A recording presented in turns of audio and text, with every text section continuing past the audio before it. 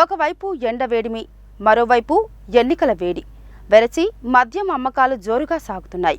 అవి ఏ స్థాయిలో జరుగుతున్నాయంటే లైట్ బీర్లకు కొరత ఏర్పడే స్థాయిలో సాగుతున్నాయి. నల్గొండ మద్యం డిపో పరిధిలో మద్యం అమ్మకాలపై ఫోకస్. నల్గొండ మద్యం డిపో పరిధిలోని నల్గొండ, సూర్యాపేట జిల్లాల్లో 254 మద్యం దుకాణాలు ఉండగా ఇందులో 155 మద్యం దుకాణాలు నల్గొండ జిల్లాలో, 99 మద్యం దుకాణాలు సూర్యాపేట జిల్లాలో ఉన్నాయి. ఇవి కాకుండా 42 బార్లు, 2 క్లబ్బులలో మద్యం విక్రయాలు సాగుతున్నాయి.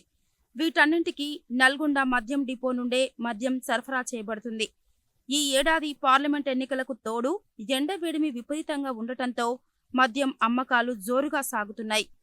ఈ ఏడాది ఏప్రిల్ నెలలో 3,87,299 కేసుల బీర్లు అమ్ముడయ్యాయి.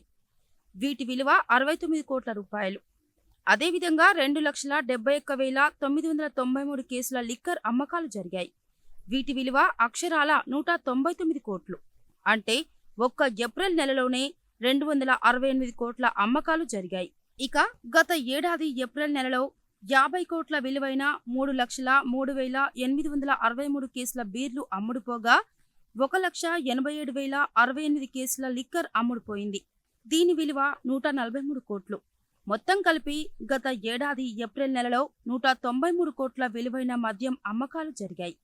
గతేడాది ఏప్రిల్ నెలలో ఈ ఏడాది ఏప్రిల్ నెలలో జరిగిన మద్యం అమ్మకాలను పరిశీలిస్తే అమ్మకాల స్థాయి భారీగా పెరిగినట్లు కనిపిస్తుంది.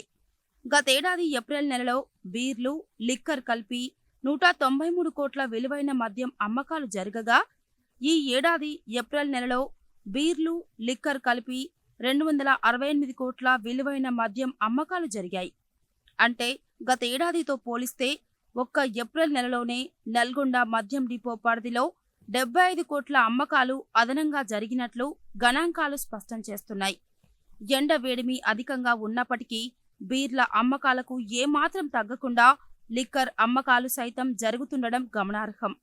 అయితే ఈ ఏడాది ఏప్రిల్ నెలలో ఎండ వేడిమి అధికంగా ఉండడం, పార్లమెంట్ ఎన్నికలు ఉండటంతో బీర్ల అమ్మకాలు భారీగా పెరిగాయి.